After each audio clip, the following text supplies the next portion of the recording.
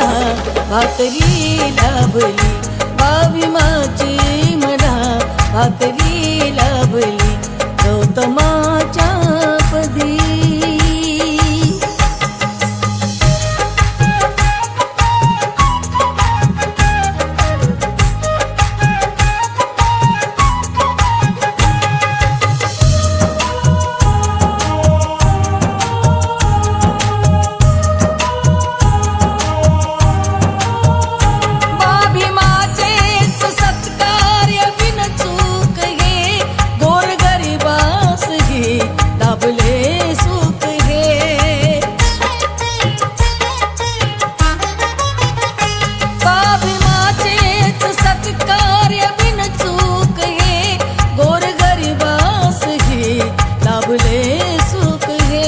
सुखाची चवी साखरी लाभली, या सुखाची चवी साखरी लाभली, अभिमाची मला भाकरी लाभली, अभिमाची मला भाकरी लाभली गौतमाच्या पदी.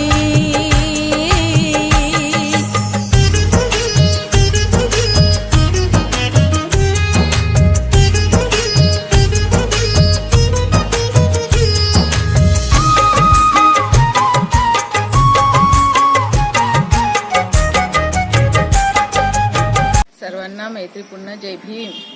आपण पाहता R K. Bhatkar YouTube channel. R K. Bhatkar YouTube चॅनलवर आपले सहर्ष स्वागत आहे.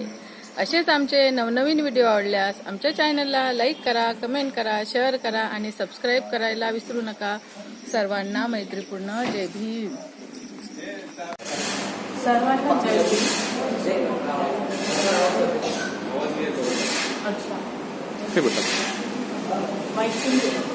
सर्वांना जय भीम. मी डॉक्टर बाबासाहेब आंबेडकर आणि गौतम बुद्धांना त्रिवार वंदन करते आणि तुम्हाला धन्यवाद, थँक्यू की माझं फेलिसिटेशन घेतलं इथे. आणि विद्यार्थ्यांसाठी म्हणजे माझी जर्नी मी सांगू शकते आणि त्याच्यावरून जर त्यांना काही इन्स्पिरेशन घ्यायची आहे तर ते घेऊ शकतात. तर म्हणजे आपल्याला असं वाटते की बाहेर जाणं खूप कठीण आहे, तर असं काही आहे नाही. जास्तीत जास्त तुम्हाला थोडी मेहनत करावी लागते आणि पुढाकार घ्यावा लागतो. तरी आपले लोक बराच पुढाकार घेतात आणि विद्यार्थ्यांना हे गरजेचं आहे की ते पुढाकार घे.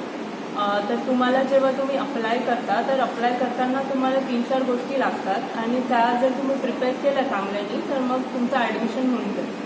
आणि सर्वात महत्त्वाचं म्हणजे शिष्यवृत्ती आपल्याला मिळते. तर शिष्यवृत्ती सर्व काही कव्हर करते. तर तुमचा जायची तिकीटपासनं तर विजा, तुमचं ट्युशन फी, त्याच्यानंतर तुम्हाला राहायसाठी तिथे स्टायपंड देते. तर स्टायपंडनी तुमचं भरपूर कव्हर होऊन जातं. त्याच्या व्यतिरिक्त तुम्ही पार्ट टाईम जॉब करू शकता आणि त्या पार्ट टाईम जॉबवरून जेवढे पैसे येतात ते तुम्ही यूज करू शकता तुमच्या दैनंदिन जीवनात. बुक्स घ्यायचं आहे किंवा बाकी काही करायचं आहे, खाणं पिणं राहणं रेंट वगैरे त्याची कव्हर होऊन जातं. तरी आणि तर शिष्यवृत्ती आपल्याला जर मिळत आहे तर मग आपण घ्यायला पाहिजे आणि त्याचा उपयोग करून घ्यायला पाहिजे आणि जेवढं आपण शिकू शकतो तेवढं शिकायला पाहिजे.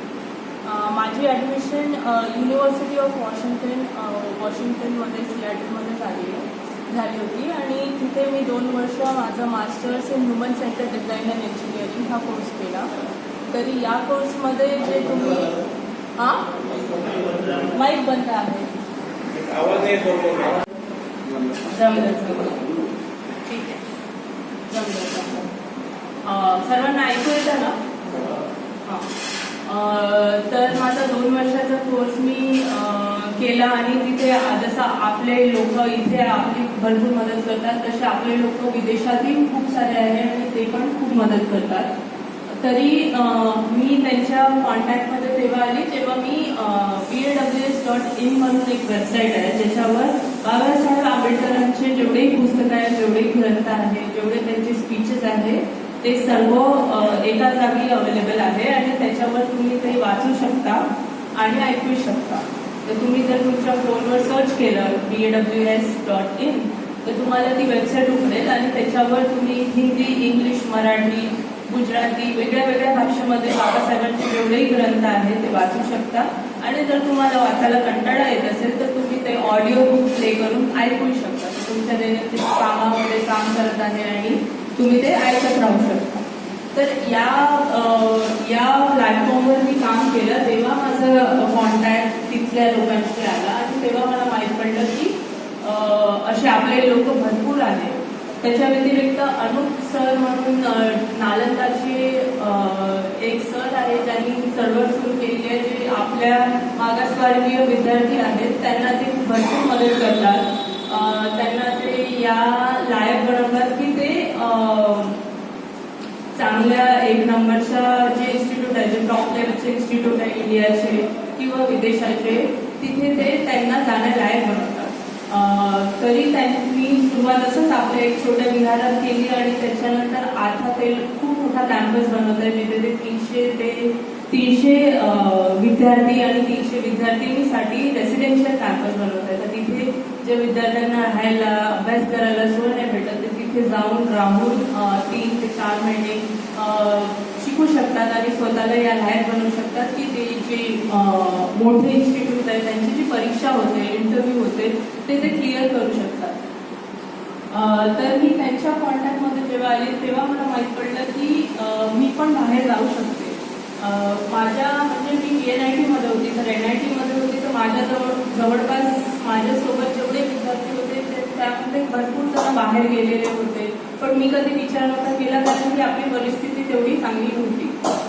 पण जेव्हा मी अनुप सरच्या कॉन्टॅक्टमध्ये आली तेव्हा मला भरपूर 3-4 स्कॉलरशिपबद्दल माहिती पडलं आणि तेव्हा लक्षात आलं की स्कॉलरशिप जर मिळत असेल तर जाण्यामध्ये काही हरकत नाही. तर मग मी पण अप्लाय केलं आणि मग माझी ॲडमिशन झाली. तिथे गेल्यानंतर आपले जेवढेही लोक होते त्यांनी माझी भरपूर मदत केली. त्यांनी सुरुवातीला मला एअरपोर्टवरून पिक केलं, मला ड्रॉप केलं तिथे मी माझं तिथे. मग त्यांनी पूर्ण समाजाची सामान जमा केलं जेही मला लागेल. तर मग अंगावर जायचं आहे, बेड आहे, ग्लासेस, प्लेट्स, असे छोट्या छोट्या वस्तू ज्याही विद्यार्थ्यांना लागतात, बॅग, ह्या सर्व गोष्टी त्यांनी जमा केल्या आपसमध्ये अंगावर उडायचं कारण की तिकडे खूप थंडी असते. तर आपल्या अंगावरचं म्हणजे हे नाही होत तेवढा सफासत नाही जेवढीसाठी. तर मग ते सर्व त्यांनी जमा केलं आपसमध्ये आणि मला आणून दिलं आणि माझं त्या प्रकारे त्यांनी मदत केली. तिथेही ते भरपूर जयंतीचे कार्यक्रम घेतात, सगळे कार्यक्रम घेतात. तरी जर आपल्याला असं वाटत असेल की आपले विद्यार्थी बाहेर गेले तर ते एकटे पडतील तर असं काही नाही आहे. फक्त त्यांना चळवळीमध्ये तेवढं भागवतात घ्यावं लागेल तर लोक त्यांच्यासाठी पण मदत करायला समोर येते. मग तिथलं सर्व निपटलं आणि माझा विजा पण संपला तर परत आले आणि आता इकडे शोधत आहे जॉब वगैरे हे सर्व. तरी तुम्हाला कोणालाही काही प्रश्न असतील तर मला विचारू शकता आणि आपण हे इंटरॅक्टिव्ह सेशन करू शकतो. काही प्रश्न असतील बाहेर कसं जायचं आहे, काय लागतं, काय नाही लागतं, तर मी त्याचं उत्तर देईन. तर कोणाला काही प्रश्न असेल तर सांगा.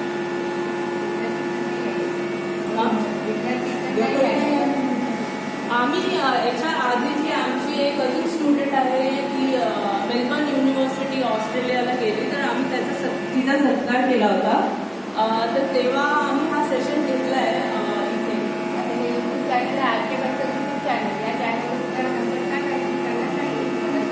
अच्छा, तर ठीक आहे ना. विद्यार्थी नसले तरी तुम्हाला तुमच्या लेकरांच्यासाठी काही प्रश्न असतील तर तुम्ही तेही विचारू शकता.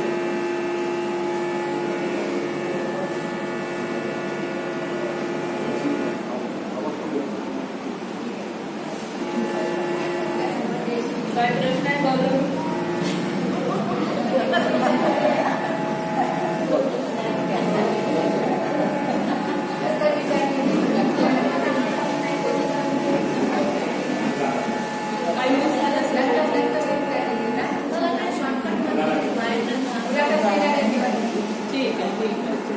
धन्यवाद. तरी मी तुमचे खूप आभार मानते की तुम्ही माझा सत्कार घेतला आणि धन्यवाद. असंच विद्यार्थ्यांना प्रोत्साहन द्या आणि ते अजून समोर जातात. तरी बौद्ध धर्माचं शिक्षण मात्र कुठे मिळते?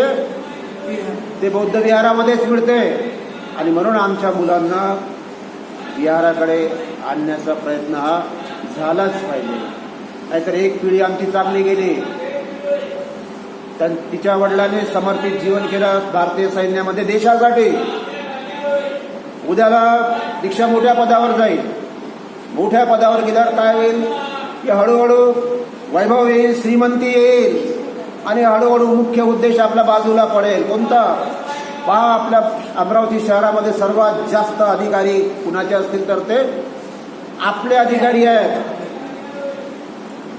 साहजिकच आहे, वरच्या पदावर गेल्यावर त्यांचं आज खूप चांगलं वैभव त्यांचं निर्माण झालेलं वैभव. मात्र वैभव निर्माण करता करता त्यांचं वैभव पाहायचं असेल तर कोणत्या दिवशी पाहायचं आहे तुम्हाला त्यांचं वैभव? ज्या दिवशी काय म्हणतात दिवाळी असते म्हणतात नाही, त्या दिवशी फिरून पहा त्या वस्त्यांमध्ये, मग त्यांचं वैभव पहा किती मोठं आहे. तर म्हणजे हळूहळू बाबासाहेबांच्या पुण्याईनं चांगले दिवस आले तर दिवाळी मात्र उत्साहात साजरी होते त्यांच्या बंगल्यावर. ही बाबासाहेबांशी शुद्ध बेईमानी आहे याची आपण जाणीव ठेवा. आणि म्हणूनच आमचा उद्देश आहे जागृतीचा अग्नी तेवत ठेवा. दर रविवारी विहाराकडे चला. आमचे एवढे लोक तुमच्या विहारामध्ये तुम्ही बसता. हा वर्ग असते का पुरुष वर्ग? नसते. धम्माची गरज तुम्हालाच आहे का फक्त? धम्माची गरज सर्वांनाच आहे. धम्माची गरज सर्वांनाच आहे. पण हळूहळू ही मानसिकता बदलली पाहिजे. आम्ही भंडाऱ्यावर निघतो इतके लोक. आज काही 10 लोक आमचे कमी आहे. एवढे लोक भंडाऱ्यावर निघतात. एक रविवार एक विहार, एक रविवार एक विहार. मग ते अमरावतीमधलं असो, ग्रामीण भागातलं असो, त्या ठिकाणी जाऊन बाबासाहेबांचा आणि तथागताचा संदेश पोहोचवण्याचं काम करतात. त्यामुळे निश्चितपणे माझी विनंती राहील की काल रात्र वैऱ्याची होती, आज मात्र दिवसही वैऱ्याचा आहे. आणि म्हणून आपली जबाबदारी वाढली आहे. आरक्षणाच्या भरोशावर आम्हीच पुढे आलो का? फक्त आरक्षणाच्या भरोशावर. आरक्षण कुणाला मिळते? फक्त रिझर्वेशन कुणाकुणासाठी आहे? फक्त बौद्धांसाठी आहे? सगळ्यांसाठी आहे. म्हणजे बाबासाहेबांनी जे काही दिलं ते सर्वांना दिलं. मात्र बदनाम करण्याचं काम कुणाला आहे? फक्त बाबासाहेबांच्या लोकांना. आणि म्हणून उपवर्गीकरण, आरक्षणामध्ये उपवर्गीकरण, अनुसूचित जातीमध्ये उपवर्गीकरण आलेलं आहे. मला म्हणायचं आहे की अनुसूचित जातीमध्ये किती जाती आहेत? किती जाती आहेत? 59 जाती आहेत. 59 जाती. एवढ्या लोकांना सवलती भेटते, स्कॉलरशिप भेटते, सर्वच काही भेटते. मात्र डमका वाजून राहिला फक्त कुणाचा? आपला वाजून राहिला. आणि म्हणून मागचे दिवस पुढे आणण्यासाठी षडयंत्र रचल्या गेलं आहे की आता वर्गीकरण करा. वर्गीकरण करा म्हणजे काय? 13% आरक्षण किती लोकांना वाटून द्यायचं आहे? 59 जातींना वाटून द्यायचं आहे. जेव्हा की जातीच्या आधारावर हे आरक्षण नव्हतं. परंतु नेमकं आता त्याच्या विरुद्ध हे सर्व सुरू आहे. आणि म्हणूनच निवेदन आपलं तयार केलं होतं. आपणही आपल्या विहाराच्या मार्फत त्याच्यावर ऑब्जेक्शन कसं घेता येईल, ऑब्जेक्शन घेता आलं पाहिजे की उपवर्गीकरण आम्हाला मान्य नाही आहे वगैरे वगैरे.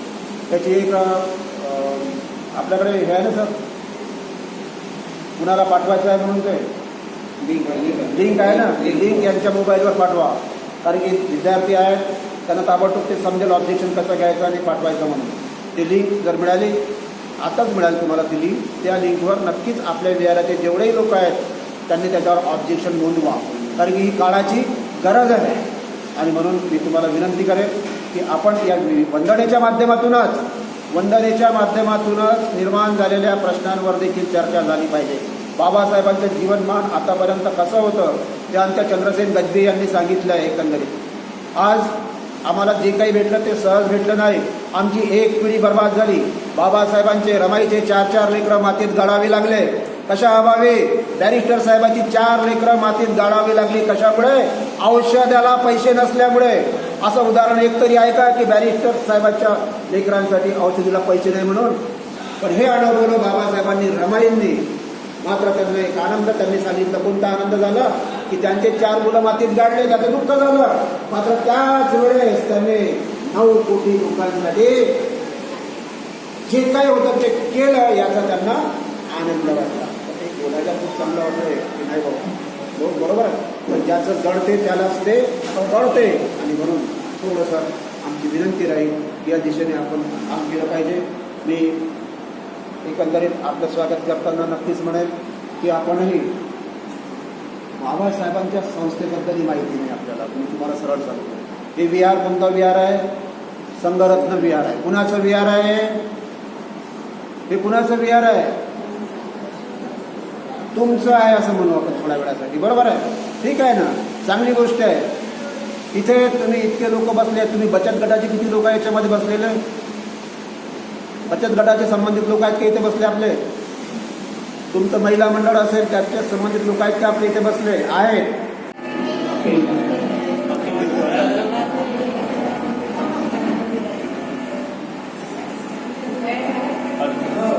Hello hello hello hello hello अखिल विश्वाला महाकारुणिक तथागत गौतम बुद्ध, विश्वरत्न बोधिसत्व महामानव डॉक्टर आंबेडकर, माता रमाई, माता भीमाई, बहुजनांच्या सर्व महापुरुषांना मी विनम्र अभिवादन करतो. आणि या ऐतिहासिक अशा परिसरात आज रविवारची बुद्धवंदना होत आहे. आणि आजचा दिवसही हा ऐतिहासिकच आहे. विश्वरत्न डॉक्टर आंबेडकरांनी 26 एप्रिल 1937 रोजी अस्पृश्य महिला सुधारक मंडळाची नागपूर येथे स्थापना केली होती. आणि योगायोगाने सुलोचनाताई डोंगरे याच परिसरातील होत्या. त्या ज्यावेळेस धम्मदीक्षा दिली त्या अध्यक्ष होत्या असंच आमच्या मालकाताईंनी सांगितलेलं आहे. मात्र शोकांतिक आहे की या परिसराचा इतिहास मला सुद्धा माहीत नाही. सुलोचनाताई डोंगरेबद्दल मला सुद्धा माहीत नाही. कारण आपला इतिहास आपल्याला माहीत व्हावा हाच भारतीय बौद्ध महासभेचा मुख्य उद्देश आहे. की मला आज माहीत पडलं की ज्यावेळेस डॉक्टर आंबेडकरांनी दीक्षा दिली होती त्यावेळेला त्या सुलोचनाताई डोंगरे या परिसरातल्याच होत्या. म्हणजे या परिसराला एक ऐतिहासिक महत्त्व आहे. आणि आता आपण पाहिलेलंच आहे की जी दीक्षाताई अमेरिकेला जाऊन आली, अमेरिकेला शिक्षण घेऊन आली. मात्र तरीसुद्धा मी सकाळपासूनच आलेलो, आम्ही तिघेजण मालतीताई आणि कुंदरावजी. तर ती इथला साऊंड बंद होता, पण मात्र ती प्रयत्न करत होती की तो साऊंड चालू व्हावा. म्हणजे ती अमेरिकेतही गेली तरी तिला चळवळीबद्दल किती कळवळ आहे हे यावरून दिसून येते. म्हणजे एकंदरीत हा जो परिसर आहे हा आंबेडकरी चळवळीला म्हणजे त्या काळातही चळवळीसाठी जो पूरक होता. म्हणजे आजचा युवक आपण पाहतोय की कुठेतरी भरकटलेला आहे. मात्र ती आमची भगिनी सकाळपासूनच या विहारात की भारतीय बौद्ध महासभेची रविवारची वंदना आणि ती व्यवस्था करण्यासाठी तत्पर होती. तर तिचं अभिनंदन झालं. पुन्हा तिच्यासाठी एकदा सर्वांना मी टाळा वाजवण्याची विनंती. भारतीय बौद्ध महासभा सातत्याने 9 वर्षापासून हा उपक्रम राबवित आहे. हा उपक्रम आमचे जिल्हाध्यक्ष आदरणीय बोरकर सर, प्राध्यापक बोरकर सर यांच्या मार्गदर्शनात सातत्याने 9 वर्षापासून राबविण्यात येत आहे. आणि हा उपक्रम त्यांनी सांगितलं म्हणून नाही तर विश्वरत्न डॉक्टर आंबेडकरांनीच म्हटलं होते की प्रत्येक बौद्धांनी दर रविवारी आपल्या घरापाशी असणाऱ्या जे बौद्ध विहार आहेत त्या बौद्ध विहारात जावं. मात्र असं आढळत नाही की दर रविवारी आपण जे बौद्ध स्वतःला म्हणून घेतो बौद्ध आहोत ते विहारात जात असतील. कदाचित आपण जात असाल, आपण दर रविवारी विहारात येत असतो. मात्र असं आढळून येते की दर रविवारी आपल्या विहाराला मोठमोठे कुलूप लागलेले असतात. ही शोकांतिका आहे. तर दुसरीकडे आपण पाहतो की आपल्यातीलच जे बांधव कन्व्हर्टेड झालेले आहे ख्रिश्चन धर्मात, तर ते सातत्याने न विसरता न चुकता दर रविवारी आपल्या लहान मुलांना विहारात घेऊन जातात. आणि दुसरं असं आढळून येतं की आज आपण या परिसरात पाहतोय की केवळ आणि केवळ महिलाच या रविवारच्या वंदनेला उपस्थित आहे. आणि सकाळी काही बंधू होते आमचे आणि आमचे एक काका दिसून येतात, मेश्राम काका. तर मात्र या चळवळीचा टेका का केवळ महिलांनीच घेतलाय का, हाही एक प्रश्न उपस्थित होतो. जर युवक आपला हा बुद्धवंदनेला येत नसेल तर त्याने या वंदनेला यावं. कारण आज आपण पाहतोय की रात्र वैऱ्याची होती त्यावेळेला, आता दिवसही वैऱ्याचा आहे. कारण प्रत्येक जे विषय आहे त्यावर सुद्धा चर्चा व्हायला हवी. काल परवाच एका धीरेंद्र शास्त्री एका जाहीर सभेत बोलतो की शिवाजीबद्दल बोलतो की शिवाजी महाराज थकले. त्याच्यानंतर मग आम्ही रामदासांकडे त्यांनी त्यांचं मुकुट दिलं. म्हणजे हा खोटा नाटा अपप्रचार हा RSS करीत आहे. आणि दुसरीकडे गायकवाड म्हणून एक बुलढाण्याचा आमदार आहे संजय गायकवाड, हा सुद्धा शिवाजी कोण जे पानसरेंनी पुस्तक लिहिलेलं आहे त्या पानसरेंच्या पुस्तकाचे जे प्रकाशक आहे आंबी, तर त्यांना तो अतिशय गलिच्छ भाषेत अतिशय आई बहिणीवर शिवीगाळ करतोय. म्हणजे नेमकं चाललं कुठं आहे? कारण कसं आहे, आपला जो समाज आहे, आपल्या समाजाकडे बरेचसे लोकांचा जिथे कुठे अन्याय झाला तर पेटून उठणारा समाज केवळ असेल तर तो बुद्धिस्ट आहे. कारण बाळासाहेब आंबेडकरांनी सांगितलेलं आहे की आता शिवाजी कोण हे पुस्तक सार्वजनिक आणि सगळीकडे वाचावं हे आंदोलन आता बाळासाहेबांनी दिलेलं आहे. कारण ज्या गायकवाडांनी जे शिवीगाळ केली ती अतिशय निंदनीय आहे. आणि ज्या धीरेंद्र शास्त्रीने जे आपल्याला जे जाहीर त्यानं RSSच्या मंचावरून हे केलेलं आहे त्या घटनेचाही या डॉक्टर बाबासाहेब आंबेडकर